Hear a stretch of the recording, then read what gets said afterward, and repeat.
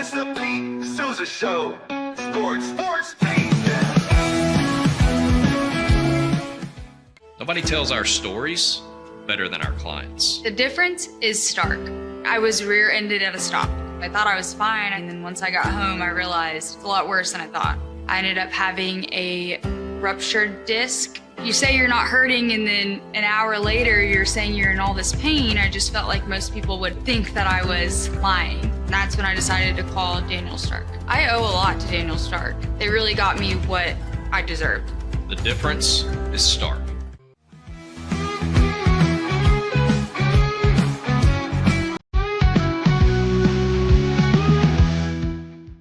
We definitely love our relationship and love ExtraCo. It's been an amazing experience. They made the PPP process easier. They were reaching out to me saying, what can I do to help you? That made a huge difference because my stress level, when we shut down, to afterwards was night and day. Our experience with ExtraCo has been phenomenal since the very beginning, so we love ExtraCo. Tervis is all about staying hydrated with style and durability. You can trust Tervis tumblers to keep your drinks the perfect temperature, hot or cold, for hours. From the classic insulated tumblers to sleek stainless steel water bottles, each product is built to last and comes in endless designs to match your personality. Stay refreshed and express yourself with Tervis. Visit tervis.com today and find your perfect tumbler.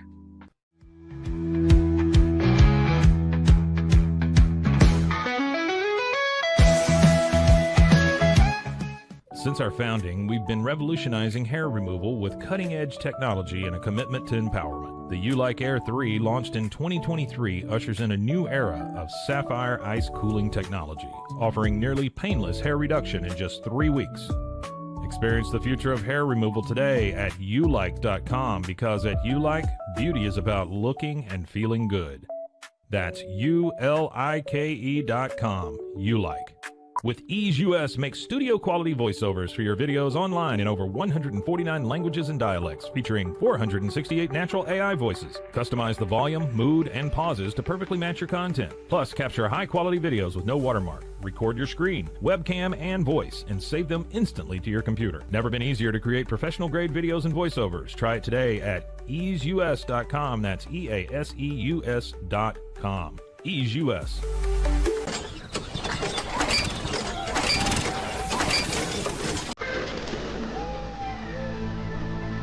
Just use Ampace.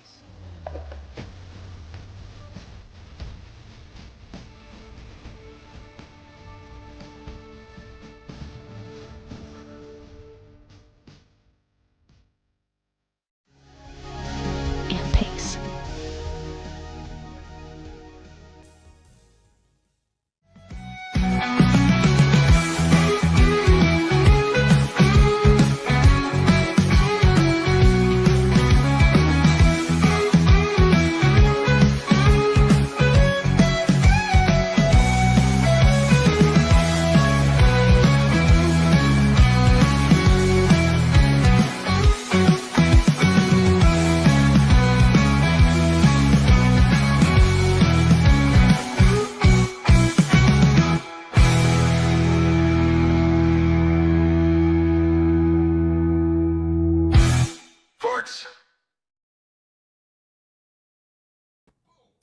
It is the Pete Sousa Show. It is Friday. It's Good Friday.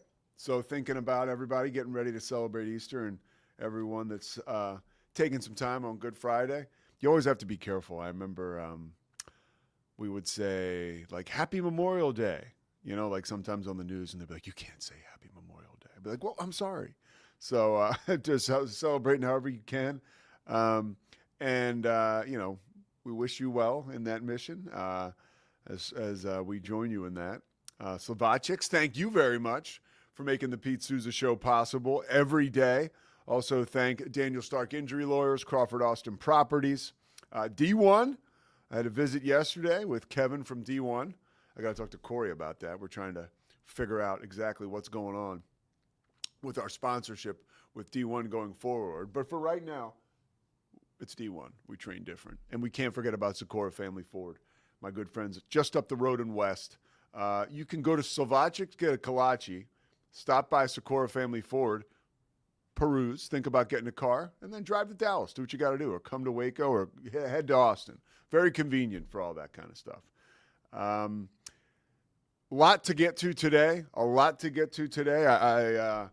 Scotty and I are going to talk a little bit off the top about Rob Wright. And, this saga continues, and it's not like we're drumming up. We don't have to look far for content. I mean, if you would all follow college basketball, the Big 12, of course, Baylor, BYU, if you're scrolling through your Twitter feed, you saw yesterday the reaction. Well, first you saw what Rob Wright, finally, it was officially released, I guess, earlier this week, a few days ago, that he was going to go to BYU. Then we actually heard from Rob for the first time. He left me out in the cold with my interview request.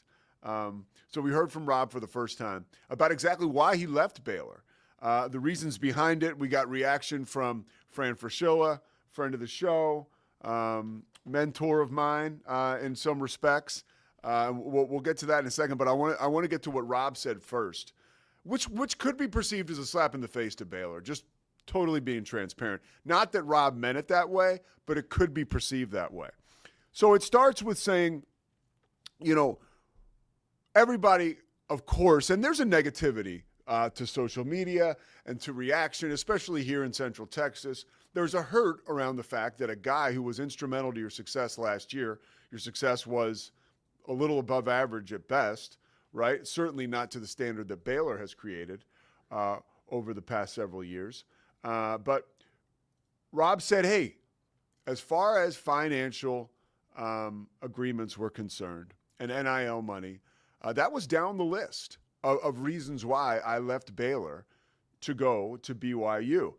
And he talked about what I have talked about, and I've talked about this because of my experience calling Big 12 games, being around the conference, hosting Inside the 12 with King McClure, and talking to just a lot of people throughout the landscape of college basketball. I'm blessed with the opportunities to call these games, and with that comes access to coaches and other analysts, and it's really something I treasure because I do become party to a lot of information, and a lot of the positive information around BYU stems from their hire of Kevin Young. And it's almost become a copycat situation, is right down the road in Salt Lake, Alex Jensen is hired, right, to coach the Utes.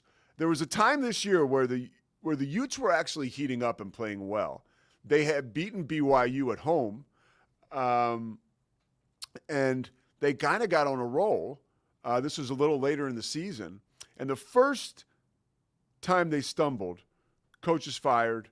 Let's bring in Alex Jensen, right? Like, because, and there's truth to some of this, they saw what was going on in Provo and the success that Kevin Young was having, not just on the court, but with his recruiting.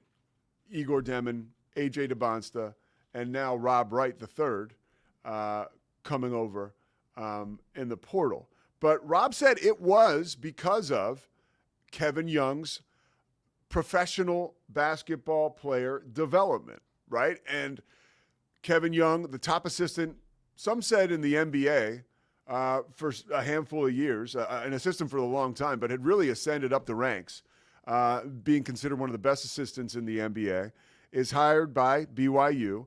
And the reason he was hired was because, there's a lot of reasons, but you know that a guy like Kevin Young bringing that NBA pedigree and that player development pedigree is going to be extremely attractive. Well, that's exactly what Rob said.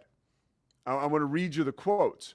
And he says, look, NIL, this is Rob's quote, "It's cool the players get paid now, but that didn't really factor into too much into my decision. It was really for my growth and my development as a player. I kind of just thought coming to BYU and being around guys who have seen the NBA at the highest level and just what they are building and everything, I just didn't want to pass that up. It really didn't have too much to do with NIL." You know, you can't say that that's untrue because Igor Demon is going to be a lottery pick. A.J. DeMonsta is a 5-star guy. Rob is a 5-star guy. Kevin Young with his NBA ties and his NBA pedigree and his ability to develop players. Again, something I heard former players talk to me about this year, current players talk to me about this year, and coaches. Everyone is very excited about Kevin Young's ability to develop young talent. But hold on.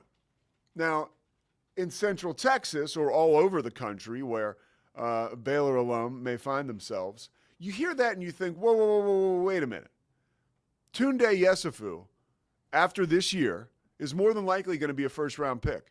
That will be the 7th straight year Baylor has a first-round pick. BYU hasn't had a guy drafted since Jimmer Fredette. Now, that's going to change this year with Igor Demon.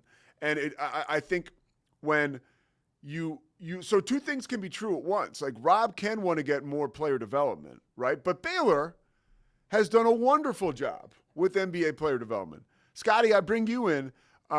What do you make of those comments as someone who has followed the Big 12 for a long time? Obviously, you got Baylor in your DNA. I'm gonna get up and fix my camera and come back because that is way too I much. like it like that. I think you look handsome, Scotty, but okay. But then Fran Frischilla weighs in, but we'll let Scotty weigh in first. So what? And let me read this one, okay? Yep. This is one quote which specifically kind of gets into Baylor. Yeah, this is Rob's quote. By the way, on the record, I am like a big fan of Rob. It goes back to our Philadelphia Catholic League roots. We both played in the Philly Catholic League. Rob, somewhat after my time. Here's the quote. Yeah, my year in Baylor, it was good. There were a lot of ups and downs just on the basketball side. But overall, I had a lot of fun at Baylor, he said. I appreciate their fan base and everything like that, but I just felt like I was ready for something different and things like that. So it was nothing personal at all. But that first sentence is a little, yeah, my year at Baylor, it was good. And then he says, there were a lot of ups and downs just on the basketball side. And we had heard rumblings this year that, and I think that's what you get all over the country. This is not unique to Baylor because that's a pretty healthy program as far as the mentality goes, and it starts with Scott Drew. But there was a lot of stuff that we heard, guys not playing that maybe could have played, a little bit of frustration around NIL stuff. And Rob was caught up. He was clearly a guy that just wanted to play basketball. Yeah. And we saw that. It played out on the floor. He was terrific for Baylor, 11 points, 4 assists a game, all Big 12 honorable mention, of course, all freshman team. And he was like Cool Hand Luke out there when he was in control. The lights are not too bright for this dude. But I digress. What do you got? I want to address real quick. Bear the Truth mentioned we should move on from the Rob Wright convo. And I just want to say we're not digging for content. No. You pointed out as you walked in today, this was a national headline yesterday. Yeah, it was. What Rob said. So we've talked about it. We're going to continue talking about it. I would prefer to move on. Yeah. Let me just start by saying I said in. And by the way, Mosley had me on his show yesterday just to talk about this after this stuff happened, after the reaction, and I was like, why am I talking about this on Mosley's show? This is for my show. But go ahead. So we're going to do it. Yeah. Listen, I said in December, before he really even peaked at Baylor, Rob was one of my 4 favorite point guards to ever play at Baylor. I love his game. Yeah. If he had solely said, I really expected to compete for a national championship at Baylor, and last season was rough, I think every single one of us would go, fair. Yeah. Even though Drew was preparing to build a new team around you, even though you were very beloved on campus and around Waco, and I hope had a good experience off the court, if it was just basketball reasons from this past season, I think all of us would go, yep, cool. Yeah. The NBA development comment is the most asinine, unfounded, out of whack, pulled out your butt thing I've ever heard. Yeah. And I am prone to hyperbole, but you mentioned a few of the stats. Here's a few more. Baylor has had 5 players drafted in the first round over the last 4 years. This year, VJ will make that 6 players in 5 years. The next year, Tunde will almost certainly make it 7 players in 6 years. Yeah. So do not talk about recent, success with Scott Drew getting induced to the NBA. Do not talk about player development when I've sound like a broken record on the Pete Sousa show saying Pierre Jackson came to Baylor as a JUCO guy, left as an NBA basketball player. Corey Jefferson and Taurean Prince came in as 2-star recruits, left Baylor as NBA players. Taurean Prince is still in the league. Yeah. Like, that is Scott Drew's development. Baylor has 11 active NBA players as of this season. Really? 11. Wow. Baylor. I would like, by the way, has 11. By the way. BYU, I just have to finish that thought. BYU has 0. Well, and I would love to, and you can't say it's two totally different bites out of the apple because Baylor has the same coach. Scott Drew coached all 11 of those guys. That's so true. But it's not like Scott Drew moved on and there's a new coach at Baylor. So it would make sense if Rob said that because then we would be talking about the program from a holistic viewpoint. Yeah. But at the same time, it would be okay if we're getting down to it. It's different coaches, staff. Like that history is gone. With BYU, I'll say you can't really say that BYU has 0 guys in the NBA. And the reason I say that is because that whole era of BYU basketball is gone. They've turned the page to a brand new coach who's doing things differently this year. So totally. I feel that. Yeah. But bring up the Frischilla quote. I thought this was super interesting. Totally. Fran tweeted this yesterday, and you could tell it was a little passive aggressive. Read that because I can't see it. Jay Drew was tweeting the Rob Wright quotes. Rob says, I kind of just thought coming to BYU and being around guys who have seen the NBA at the highest level and what they are building and everything, it's just I didn't want to pass that up. It didn't have too much to do with NIL. To which Frischilla responds, I love Rob Wright. I love BYU. I love Coach Drew. I love everyone. I think Baylor men's basketball will have 7 straight years of first-round picks. So he's not just projecting next season. He's actually projecting one more as well. At least Rob didn't say he wanted to get closer to home, winky face, which is that's very sassy coming from one very classy Fran Frischilla. Yeah, and I think that was the big story yesterday. And then you saw A.J. DeBonsta came out and he had a quote that we got a certified bucket getter. And I don't think you can really – the excitement in Provo should be at a very high level. Very high. And for a very good reason. All the pieces are there for them to explode next year. Absolutely. We're still waiting. I don't know if Richie Saunders is coming back.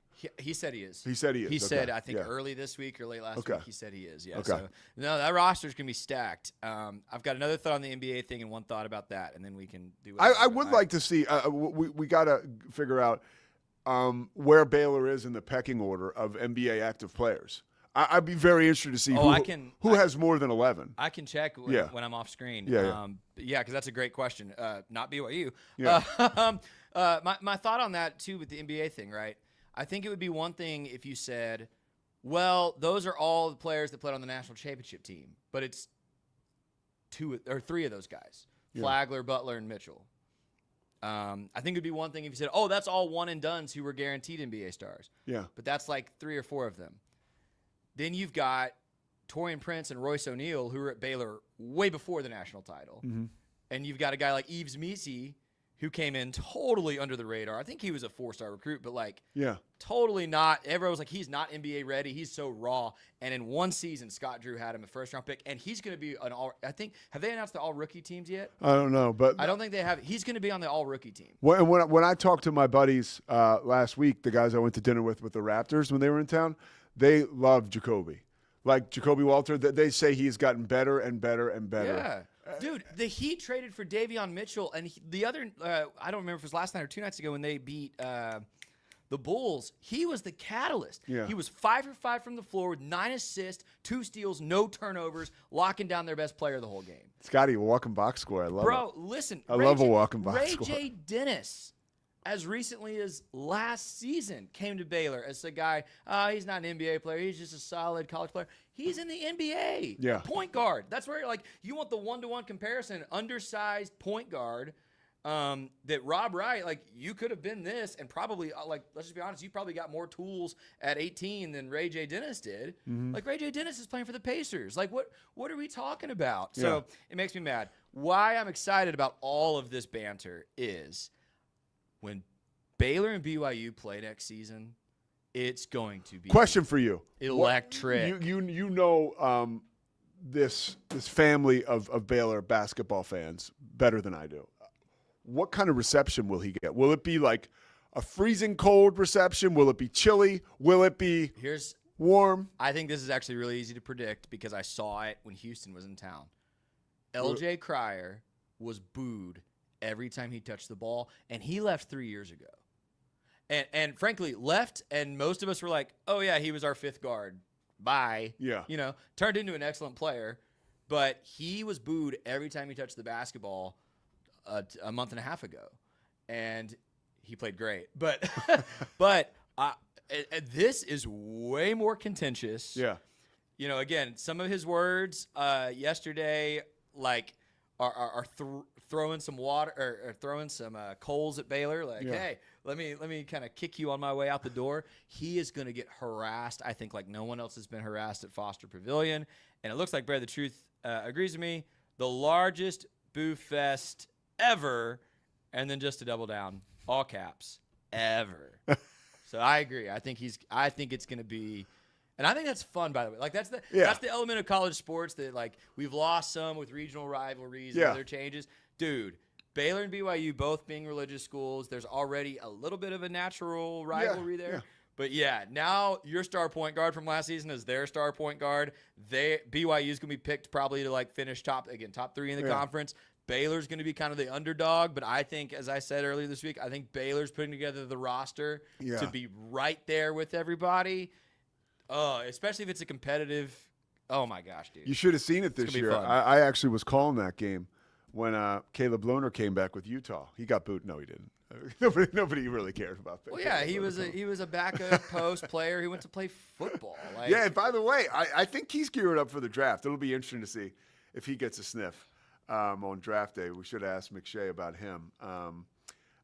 One more thing before we head to break here. I did a baseball game last night with Pat Combs. It was Baylor and Utah. And I was so excited for this big game. We had this kid McAnally was pitching for Utah. He's an ace. He's going to be a Major League Baseball player. And baseball, man, those games, I know this. I call a lot of baseball. Those games are so long. It's 3 hours. Like, you call softball, you call college basketball, you're in and out in 2 hours. Or 3 hours. And it's not about the time of work. I mean, I'm grind city over here. But just a baseball game when you're on the air for 3.5 hours, maybe 4 hours. And last night the final score was 13-1. Utah victorious. Let me tell you, any young broadcaster out there, you want to find your bones, to do some baseball. Because it really, you run the gamut with, the first couple innings, it's like, so it's exciting. The game was close. A couple huge hits for Utah, a bunch of extra base hits. In fact, they get up 2-1. Baylor scores on a wild pitch, but the game was relatively clean from a defensive standpoint. But then Ethan Calder, Baylor starting pitcher, gets rung up in the 5th inning, gives up 5 runs the next inning. Reliever Davenport gives up 3 more. It was just, and then you're dipping into the stories, which is fun. I mean, I got my Phillies shirt on here. Pat Combs was a pitcher for the Phillies, first-round draft pick out of Baylor. So Pat and I can get into some stories. But you really find yourself, you talk about this pitcher he's got 4 or 5 pitches, which is great, right? It means he's got a lot of range. Baseball will make you dig into your bag and use all your pitches. You come in, you're airtight, you got your delivery, you've got all this information you're working with, and then the game gets away from you. And then now it's not a comedy show, but it's more entertainment than anything else. By the way, one more thing before break. Our boy Drake Toll is the Stephen A. Smith of the Big 12. I mean, he was on. I listened to his show. I love Drake. I appreciate the lightning rod he is. He did a whole show. I'll say it. It's Locked On Big 12. It went up today, where he talks the whole show, at least the first 5 minutes. That's all I listened to because I was headed over here, about why you should listen to his show, why he does the show, why when you see a headline from Drake Toll that says Utah going to the Big Ten, done deal. Okay? If people see that, they're like, what the, and Drake explains how he is not a journalist. He is an entertainer. He is an entertainer. And those quotes that he shares, they come from sources. And they're not always, as he admits, necessarily great sources. And that's the funny key difference between the two is Stephen A. Smith came up in journalism. And has become an entertainer. Well, so did Drake. Drake came, a little bit. In a different world. Yeah. I'm not saying Drake doesn't have integrity or wasn't. But he said to him, he said himself, I'm not a journalist, I'm an entertainer. He recognizes what he does now. Yes, and he said, he had a great quote, and this is why I love the dude. He's like, I am not here to break news. I'm here to react to it with you. Oh, that's great. And that's what Stephen A. Smith does on ESPN. Yeah, that's what he's doing right now. We'll get into Stephen A. Smith. Also want to talk about the Mavs. Big game for Mavericks fans if there's any left. Right? I think we can count them all on one hand right now. But if you beat the Grizzlies tonight, you're in the playoffs. Some thoughts on what's going on with Nico Harrison, the press conference earlier this week, just how that was awful PR. I want to share some experiences that I was a part of coming up as a young guy working in NBA PR. I've got one situation that you could compare to that. It involves Michael Jordan, and it's a cool story. And we're also going to talk about Bill Belichick and his girlfriend. And I have a really interesting question that I want to ask Scotty about Bill Belichick. It involves his girlfriend and a new quarterback. We'll be back after this. The Pete Sousa Show, presented by Slovacics. Stick with us.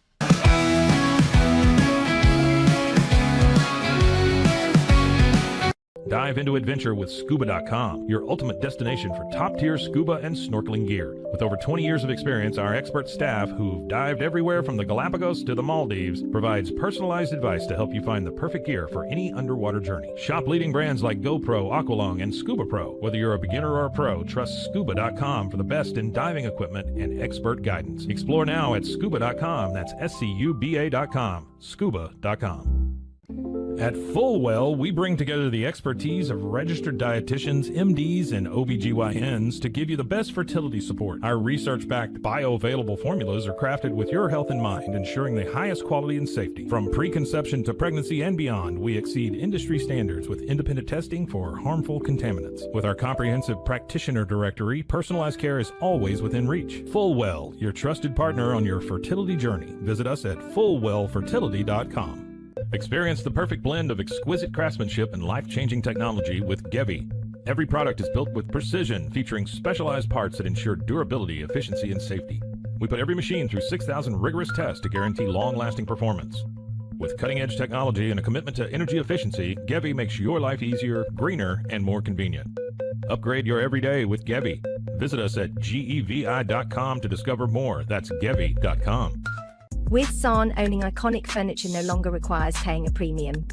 We use the finest materials like Italian top-grain leather, known for its durability and luxurious feel, and apply meticulous attention to detail in every piece we create. Our replicas are crafted with the same care and precision as the originals, but a price that makes them accessible. With over 15,000 satisfied customers worldwide, we've proven that high-quality furniture doesn't have to come with a high price tag. Explore our collection today at Sohnne.com. At Covers & All, we've revolutionized protective solutions with cutting-edge, customizable covers, tarps, and curtains. Using advanced tech fabrics that are 100% waterproof, UV tear, and abrasion resistant, we ensure lasting durability with hand-sewn double-stitch seams. Our commitment to quality, precision engineering, and customizable options is unmatched. With vertically integrated operations and express shipping, we deliver premier protection at affordable prices. Visit coversandall.com today for the perfect fit, guaranteed to last. At Open Goal USA, we're revolutionizing training for both soccer and lacrosse with our innovative portable rebounders. Perfect for players of all ages and skill levels, our rebounders improve accuracy, control, and technique in both sports. Built with premium materials for durability and ease of use, they're ideal for training anywhere, anytime. Whether you're perfecting your soccer game or sharpening your lacrosse skills, Open Goal USA has you covered. Visit OpenGoAAALUSA.com and elevate your training today. Relax with Hemp Delicious. Organically grown hemp, massively blended with delicious organic herbs, responsibly sourced for their holistic benefits. Each sip offers calming, antioxidant-rich wellness. Brewed just for you. Sip the calm with Hemp Delicious. Find your blend at hempdelicious.com. Introducing Muc-Off's classic pink bike cleaner, powered by revolutionary nanotechnology that breaks down dirt and grime on a microscopic level while protecting your bike's delicate finish. Developed by our mad developer Alex and tested by riders, our products are made by riders for riders. Discover more at us.muc-off.com, where we break the mold to bring you the best in bike care. Get paid faster with Bill, the easiest way to send, receive, and manage your payments. No more delays, no more hassle. Whether you're a freelancer or a business, Bill makes payments seamless and secure, simple, fast, and reliable. Sign up today at Bill.com.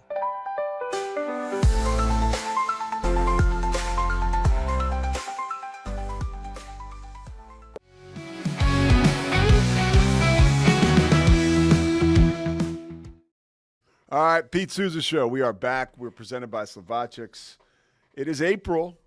Spring ball across the country, wrapping up whatever version of that your college team or the college team near you or that you love is dealing with right now or going through right now.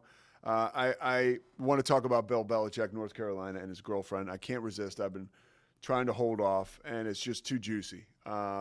And my question is, where is Scott? How about this? Got him, folks. Oh, how about that headline? So Bill Belichick, younger talent in his personal life and on the field. He just signed Gio Lopez, one of the more exciting quarterbacks in the portal. You would say a big get for any school, certainly for what Bill Belichick is trying to do at North Carolina. At the same time, if you saw the clip circulating from North Carolina's spring game, it's becoming increasingly clear that his significant other is going to be a big part of things for this football program. And my issue with it is that there's a lack of self-awareness on her part. That she's taking, look, it's hard for me to weigh in on this without sounding like a jerk either way. But I feel like, okay, let's say they're in love and it's an odd love story, right? Okay. That's all I have to say about that. And so now she is an ally of his, a confidant of his. Look, for me in my life, Christy is way more organized than I am. And she's really helped me get things in line organizationally. Just where I'm going to be on certain days and games I'm calling. She's got a job. Her job is not being my assistant, but she can help me kind of stay focused with a lot of stuff, right? Like we're dealing with this pre-Cana because we're going to get married at Villanova, a Catholic church. And, that's where I'm from. I know the folks at the Villanova church, and she was like, it was very clear that I needed to get on this yesterday. So I called the lady and got it done. But, I would even much rather she handles that stuff, and she would rather handle it. Okay, so that's but like Christy's like low key, and I ain't Bill Belichick. Nobody cares what I'm doing, and I'm certainly not representing the state of North Carolina's college football team, which is what Bill Belichick is doing on a huge stage this year. Right, all eyes are on Bill Belichick, and then you look at the spring game. And she's walking around. She's got this extremely, you would say, loud jacket on. It's very clear that she is like the maestro, right, of what's going on. I don't know exactly what she's controlling. I think she's like the COO of Belichick Productions, which, and I hate to pile on, that's not a real company. I read yesterday.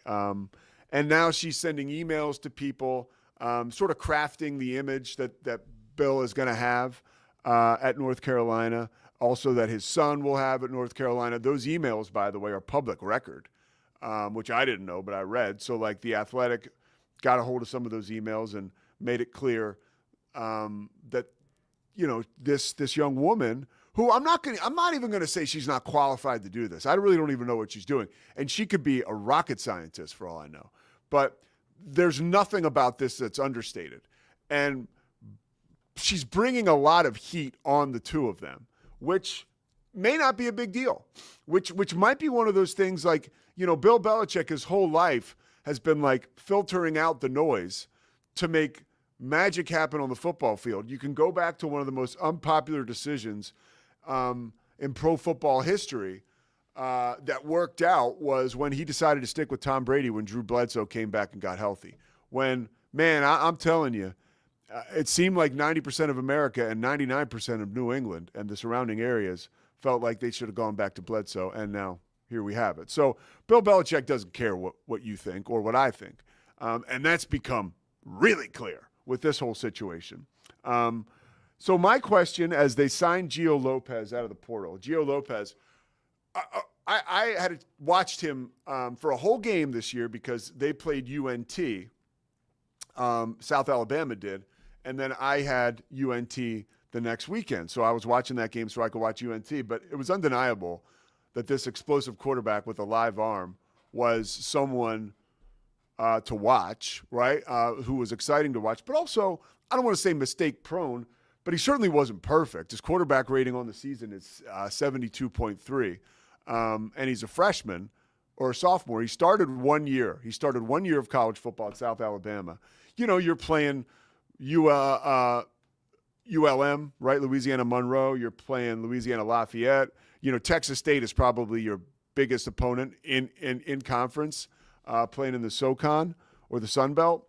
And they played LSU, and he played okay, but they, of course, they got destroyed. And he had, I think, 18 touchdowns and 5 interceptions, but he didn't like throw for a ton of yards. It was like 2,500. But again, the quarterback rating is 72. I have a question for you, Scotty. Who is going to give Bill Belichick more headaches this season? His young girlfriend or his young quarterback? I love that question. I'm going to say the quarterback. I'm going to say that because I think Bill cares a lot more about football and winning football than anything else. Excuse us. As Siri yells from Pete's laptop to interrupt me. Okay. Clearly disagreeing. I have a question for you in response. I do think it's going to be the quarterback. Okay. Just to answer your question. I have a question to you. I agree. Generally speaking, there's a lot of maxims of wisdom in the world that say you shouldn't go home with the same person you work with. Right? Yeah. Just creates extra conflict, tension, reasons to fight, whatever. Right? But what I think we can be critical of what he's having her do for the football program, but it's not any different than Dion had his son doing when he got hired, doing all the social media stuff. It's not. I mean, I understand. Okay. I understand it's your son versus your girlfriend. That's a totally different relationship. No, but you're bringing up a good point. I appreciate it. But if you're just talking about, so I agree. If I were Bill Belichick's friend, I would say, dude, don't make her come work on the football program. Like, or would you call him up if Bill Belichick is your best friend? Would you call him up because you need your guys in your camp to be truth tellers? Yes. Regardless if you're an NFL coach or if you're running a Walmart, it does not matter. Yes. Would you say, hey, it's a little much? I would. Like, yeah. No. And your best point just a second ago is I think he is exposing her to more criticism and like this very public eye that she does not need to be part of. Like, no, because if they break up, like, is that her legacy forever? The only reason people know your name is because you were Bill Belichick's super young girlfriend. Like, that sucks, dude. So, like, I'm all for keeping her out of the public eye. I'm all for don't work with people you go home with. Yeah. But as far as if you're going to utilize her, having her manage his image, socials, connect with younger fans, I actually think that's pretty smart. Wow. Okay. And so from that perspective, as long as they're not getting into personal drama, which I don't We've not seen any of it as I don't far know as we know. I don't know a thing about their relationship. Yeah, obviously. but it seems like it's going great. I think they were together before the public knew about it for a few years. I think Belichick is way more inclined to get pissed off and impatient with a young quarterback who doesn't run the offense well than his very, very young, attractive girlfriend who's running the team's social media. I just think that like Bill's going to have much higher expectations for the quarterback. I'll be interested to see if because that video, it went viral, and it's not necessarily fair. I mean, here I am, I should be better than even talking about this, but it's just irresistible. But I wonder if she'll tone it down a little, like for next year. Like, where will she be during the games? How will she be covered by the networks that are covering North Carolina games? And here's where will it be like, how many times are we going to see? Yeah, well, so Jordan, whatever her name is. Here's fear is too strong a word. I have concerns for her well-being, mental health, and those things. I don't think it's going to be a big deal if Bill Belichick wins 8 games. Yeah. If he does better than that, great. But let's say North Carolina wins like 5 games next season. There's going to be a narrative. It's going to happen. There's going to be a narrative in the media of, did Bill Belichick give too much to this girl? Is she distracting him? Yeah. Has Bill Belichick lost the sauce because he's, too busy worrying about his girlfriend? She is going to become a lightning rod for criticism that's probably unwarranted if Carolina struggles. That's where I'm like, dude, we've seen way too many news stories. That girl that Pat McAfee talked about 2 months ago, right? I'm not even going to mention the story. Yeah. Like, we've seen way too many instances where young people, but young women in particular, get involved in sports or sports tangentially to sports. There's a story. It goes viral. There's lots of dude bros on Twitter that are just throwing grenades. Yeah. And their mental health just craters. And I don't want that for her. I don't want, obviously. That is a great point. Like, and that's the thing. She's clearly taken a lot of control and appears to be the alpha in some rooms over there. And it's like, is he protecting her from herself?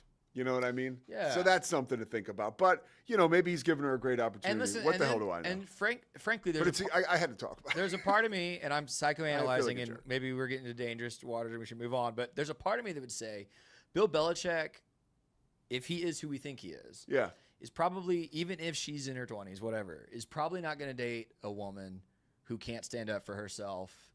Who isn't a little prickly, strong, can kind of match his energy.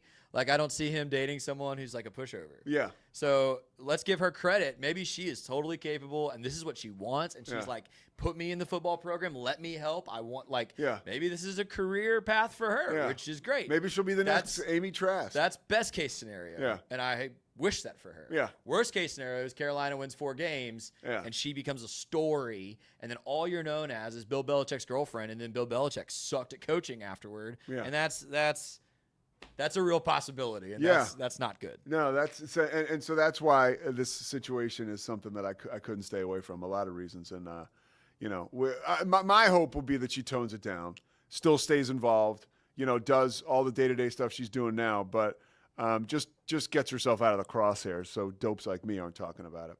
How about a dope that's a general manager for the Mavericks, Nico Harrison? We haven't gotten a chance to talk about this, but it's really it's a good time to talk about it because while we're, taking a huge dump on the Mavs all the time, everybody is, and it's warranted.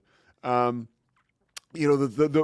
background or the context of this situation, as I see it, is the owners did not want to pay Luka all that money in the offseason. And so they put Nico Harrison in a super weird position. As I heard from people around the NBA recently, and we knew this, but I didn't know exactly how close.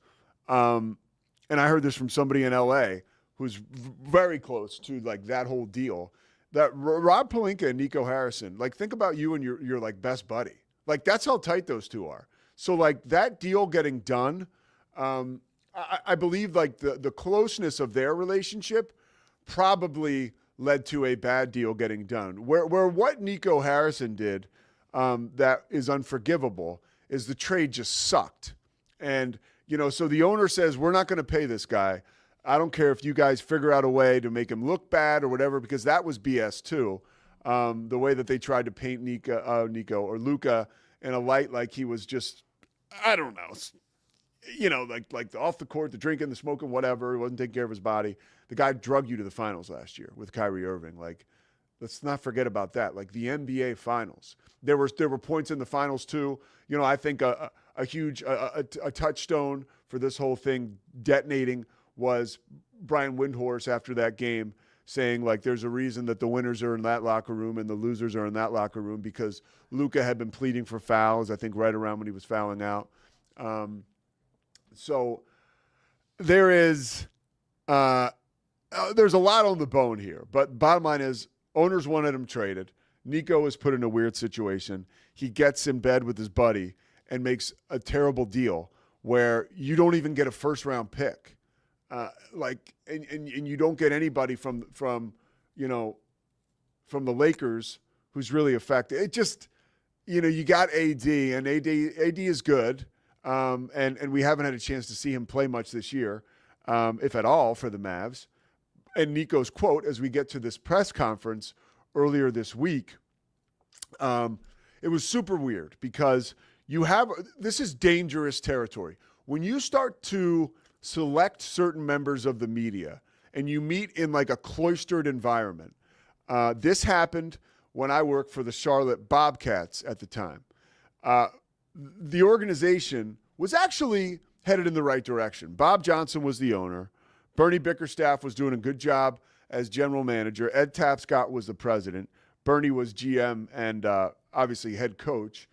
And it wasn't like they were setting the world on fire, but they were slowly building, doing exactly what they needed to do as far as putting together a situation where they would have a lot of cap space. Of course, they had high draft picks. And the team on the floor for an expansion team came out and played their asses off every night, right? You had a bunch of guys who were really, of course they wanted to win, but they were fighting for jobs in the NBA. Okay, well, that situation goes sideways because Bob Johnson realizes that owning an NBA team costs a lot of money. And the moment Michael Jordan appeals to him, both of the guys at the time, I think, lived in D.C. They had become friends just because, they were both terribly successful guys. Bob Johnson in business, Michael Jordan obviously in sports and business. They get together, and Michael Jordan becomes the majority owner for the Bobcats. And it's a huge story, especially in North Carolina, right, where Michael played college basketball, and the Bobcats were located in Charlotte. So Michael does not want to do any media at all. He's just like, and he's Michael Jordan, so it's like you really can't get the guy to do media. The new president of the team was going to be Fred Whitfield. Fred was Michael's best buddy. Fred was a great guy, but just look up Fred Whitfield and whether he was qualified for that job. That is a question that I think we can answer kind of quickly. So Michael finally says, I'm gonna do a media session, but it's going to be closed door, and I'm gonna select like a few members of the media. And so now he's got my boss at the time, this guy, Scott Lightman, Scott was way over his skis. I mean, over his skis. A young guy in the NBA. His approach, you could say, maybe was off a little bit.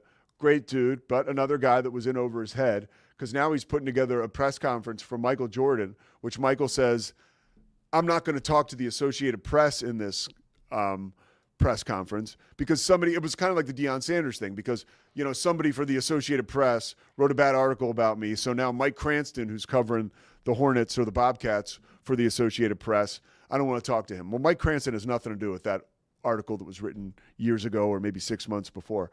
And a lot of the media was left out of this private session with Michael Jordan where there were no cameras. I know that part. I think there were some tape recorders, but I'm not sure. And there were a lot of pissed off media members that they were not a part of that, right? Because you got like 4 guys who cover the team for the Charlotte Observer alone. So are you going to let all 4 of them in? Like, no, probably not. And then you have guys from, other newspapers. John DeLong, who has been on the Payoff with Pete, sober podcast. Check it out. JD is sober for like 20-some years, maybe 30-some years now. John DeLong is covering the team for the Winston-Salem Journal. He doesn't get invited, but Richard Walker does. for the Gastonia Gazette. You get it, right? So the Mavericks did the same exact thing. The Bobcats had a bad situation, and they made it a lot worse. And so now Michael Jordan comes into town, and half of the media feels like they've been spurned by him. And guess what? He doesn't care because he's not doing media again for another year and a half. I can remember Rachel Nichols coming to town to cover the draft for ESPN. She was supposed to be in the draft room with Michael Jordan. And like at the last minute, Michael was like, nah, I don't think I want her to come in. And I remember her clearly slamming down her clipboard in the hallway at the arena because he didn't care. He was larger than life. And I get it. Guys have done that forever. But Michael wasn't getting any help from a PR perspective. Neither is Nico Harrison. You have this press conference where you have, again, a selective group of the media. You don't allow cameras. They had to negotiate tape recorders to be brought into it. And during this availability, it's bad enough that you do it this way. And honestly, that kind of stuff, Mad Dog Russo said this. New York guy knows the media. He said a press conference like that works in a rinky-dink town. It doesn't work anywhere else. And Dallas is not a rinky-dink town. In fact, it's like the fifth largest media market in the country, which basically means in the world. So you have this situation where media members are feeling left out. You've got no cameras. And during the press conference where Nico still refuses to accept accountability, and he can't throw the owners under the bus because the owners are the one that asked him to hold the press conference. And so now he's got to sit there and say stupid shit like, you guys saw what we could have been for 2.5 quarters. Did you hear that? It's so dumb. Like 2.5 quarters? What? Yay. Like what? Like, so, no, you can't base anything on 2.5 quarters. Glad our season rides on 2.5 quarters. I mean, that is like. And if you would, the only thing stupider would have been if you followed that up with, who could have known Anthony Davis was going to get hurt? It's like, everybody who's ever watched Anthony Davis play basketball. It's like, what? Yeah, I mean, so it's, and now, Kyrie gets hurt. And this goes back to the way that this was handled so atrociously by the Mavs and their PR team. Kyrie gets hurt. Obviously, AD is hurt. And normally in a situation like this, when your number one point guard, who, by the way, has earned credibility with your fan base because of how well he's played since he's been in Dallas and how hard he's played. And I just think Kyrie has done this turn where I just love the guy, a couple years ago, we were calling him a greedy flat earther. Now it's a little Brooklyn different. Kyrie and Dallas Kyrie have been very different. Yeah. Kyrie has become one of those guys he's just fun to root for, and he's eccentric. He's a veteran. He's become a leader, and when he's on the floor, that goddamn basketball is a yo-yo. He is so fun to watch play. He really is. So when you get a guy like Kyrie that gets hurt, like pretty much the best player on your team, especially now that Luka's gone, you usually get like some grace from your fan base, from the media. The Mavs got none this year because of how poorly they handled the Luka trade, and because, honestly, if you want to blame Nico for one thing, blame him for getting completely bamboozled in this trade. I get that you had to make a trade. The trade sucked. Can I? The trade sucked. So that's the problem here. So yeah, you got no first-round pick. No, for the trade best player sucked. in the NBA. So you got to accountability is one of the biggest things in life. I can say it as a living, breathing example because I screwed up so bad in life, with drugs and alcohol that I had to get sober and be accountable to all this shit that I was embarrassed and disgraced that I did. I had to go around to people and make amends. Try on that. That sucks. But at the end of the day, it's actually fulfilling and it works great. But you got to be working a whole program and stuff for a later date. Listen to the podcast, The Payoff with Pete. I'm rambling. Scotty, over to you. And I appreciate your passion. Yeah, I get pissed when I. Well, and here's the thing. The trade sucked. Let's call him to some accountability because I told you I wanted to bring this up, and I think it's another just example of how tone deaf and avoiding accountability Nico Harrison is. First of all, the fact that he had this press conference with no cameras. Initially, it said no microphones, but what I've heard is that he actually conceded. They negotiated it. Yeah, but the fact you have to negotiate microphones at a press conference, grow a pair, bro. But here's what he had an exchange with Tim McMahon, who is probably the most well-respected sports reporter in Dallas working right now. Yeah. He's in the game. He's a Mavs insider. He's He's brilliant. I mean, we talk about journalism dying, not with Tim McMahon. You know, Matt Mosley would say he was a mentee of mine. You know, Stephen A. Smith respects Tim McMahon in I Dallas. love Tim McMahon. He's a personal friend of mine. Yeah. Okay, here we go. It's long, but I think it's important. Please. Here's the exchange between best sports reporter in Dallas, Tim McMahon, doing his job, and Nico Harrison. I think it's crazy. Tim McMahon, in your own words, you created a 3 to 4 year time frame in building a finals team, a team that went to the finals last season. You gave up your first round capital of it 27 years, 27, 28, 29, and 30. So 3 to 4 years from now ends, you're out of first round draft capital. How is that a logical decision? Explain the logic of that for the long-term interest of this franchise. Totally inbounds, right? Yeah. Here's what Nico Harrison said. Can you repeat that? He didn't understand, right? He goes, so Tim McMahon says again, okay, 27 to 30, you're out of first-round capital. In your own words, you created a 3 to 4 year time frame. When the credit card bill comes due, that time frame is over. How is that in the best interest of long-term interest of your franchise? And again, 27 to 30, you're out of your capital. You build a finals team doing it, and you traded the guy who led that finals team last season. How is that in the long-term interest when he's, at the time, a 25-year-old generational talent who could have a 10 to 12-year runway? He's one of the best players we've seen. Nico Harrison. I keep saying the same thing. Defense wins championships. I believe we have a championship caliber team, not for now, but the future. Obviously, the future will hold if I'm right or wrong, and ultimately we're going to be held to the standard of wins and losses, and every executive in every field is going to be held to that same standard. Tim McMahon repeats the question because he didn't answer. Your long-term best interest, though. It's like, dude, are you in a different room? Yeah. Your long-term best interest, though, 25, 26, 27, there's your 3 years. Then you're out of your first-round capital. How does that make sense for the franchise?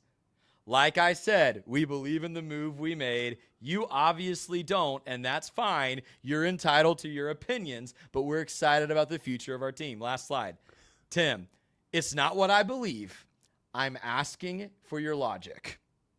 Nico, again, I think the future will hold. I think once we win, that will change your mind. Tim McMahon, and you don't believe that the team who went to the finals last year with Luka as a centerpiece could continue to contend for championships. Nico, I'll say it again. Defense wins championships. What in the what? I mean, that is abhorrent. You're talking about needing to take accountability. Tim's asking him about first-round draft picks. Tim's asking him about draft capital. Tim's asking about Luka, and all he says is just repeating the same tired, well, we'll be judged by if we win. I think we're going to win. Defense. And it's like, brother. And you know, it goes back to, and I understand, right, that is like GM speak, but you didn't get hoodwinked in a trade where you sent a mid-leveling guy. You know what I mean? Like, it's not like this affects the entire city and the entire city's spirit, right? And literally, like, the city of Dallas felt really good about itself and the surrounding areas in the Metroplex and all the way down to here in Central Texas. Like, people got on board, rooted for the Mavs. They felt great. It was fulfilling. The sociological experiment that is sports was, again, a success, right? And now they feel like shit because of this trade. I mean, and you know, Nico Harrison's not responsible for, like, how, you know, we go home and look in the mirror and decide who we are as men and women. But at the same time, again, it goes back to my man Murph's quote. These teams are public trusts. They basically are. Like, you have to do right by your city, and he did not do right by his city. And that's unfortunate. And the last thing I want to get in here, just to, you know, there's a dark side to this, and I'm not conspiracy Pete, like trying to put together all kinds of dark clouds. But, you know, he was he was Kobe's shoe guy, right? With Nike, Nico was. And, you know, for all I know, he's a shrewd basketball guy. But, like, Rob Pelinka was Kobe's agent. Like, I'm not even sure. Like, there's a world in which, like, Rob already had a previous relationship with Nico, so he got Nico to be the point guy on the shoe deal. Like, these guys are thick as thieves. And right here it appears that's exactly what they are. Like, their personal relationship could possibly, I mean, it begs the question, like, does this need an investigation by the NBA? Like, is there more to this? Like, if Nico gets fired next year and the Lakers win a championship, I'm telling you, it's like Sanford and Son heart attack time, because it's possible, like, he would end up working for the Lakers. Like, could you imagine, right? Like, but that is, like, on the table. This whole situation could be even way worse than it seems now. Again, I'm not saying, like, Nico's got horns coming out of his head, like this was, like, some dark plan. But, like, it is, like, scary how those close are and how big this deal is and how bad it has gone. That is the NBA should get involved on some level here at some point in time. Listen, it's clear at best Nico Harrison is the most naive, out-of-touch general manager ever. At best. Naive. Yeah. We can just trade Luka. We'll win. It'll be fine. Yeah. That's naive. Yeah. At worst. And naive to not understand the reaction. At worst. That will come with it. At worst, it's exactly what you're talking about. It's collusion. Yeah. I wanted to read one more quote, much shorter. You mentioned that you have to running a professional sports franchise is about the what'd you say, the trust of the fans? Yeah, it's like a public trust. Yeah, it's yeah, like, you know, yeah. 3 days ago, this quote from Nico also really bothered me. My obligation is to the Dallas Mavericks. It's what's the best interest of the Dallas Mavericks. That's the most important thing. Some of those decisions are going to be unpopular to Dirk and maybe to the fans. But my obligation is to the Dallas Mavericks. Pete, as a lifelong Mavs fan who got off the train, if your obligation is to the Dallas Mavericks, it is also to Dirk, and it is also to the fans. Yeah. Because that is a team that has had the most loyal, diehard fans. I mean, they are right behind the Cowboys in Dallas in terms of people show out for the Mavs. Dude, Mavs games were awesome to go to. Dirk, people know what Dirk is in NBA history. If you weren't in Texas or in Dallas while he was playing, you don't understand. Yeah. The fact that he was a 20-year guy for that franchise that beat the Heatles and got the ring. Yeah. You go against Dirk, bro, you've lost every Dallas Mavs fan. Every one of them. Yeah. Every one of them. So, yeah, I think he is totally living in a different world. I remember Mark Stein being on the Bill Simmons podcast. This is when it was strictly audio and before Bill was at the Ringer and before he had started that Grantland. Mark Stein said, in a city where the Cowboys, are playing well, they were playing well at the time, Dirk has been the most popular athlete for like a decade, you know? Yeah, longer than that by the time he retired. Yeah. All right, we got to go. We're presented by Slovakics. We got way too carried away, but that was fun. I feel like it was worth it. The Cam show's coming up after me. Go to the Cam show. I'm going to do the first segment, which is why we got to leave right now. We're presented by Slovakics. We'll see you next Monday. More NFL draft coming your way. The Pete Sousa Show, again, presented by Slovakics. We'll see you next week. Happy Easter, everybody. That's right. It's the Pete Sousa Show. Sports.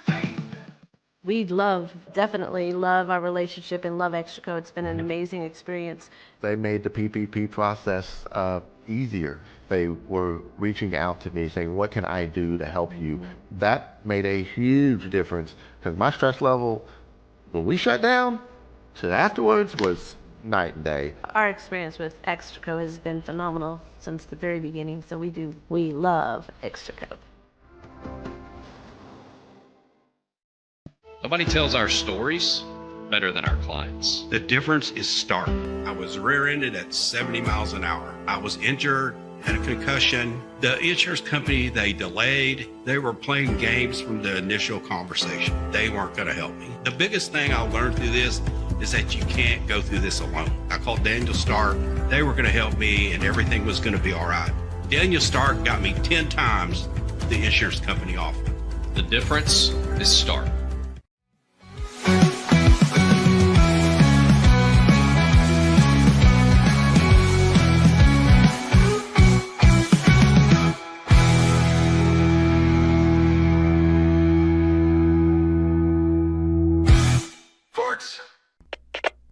We are Rogue Media Sports.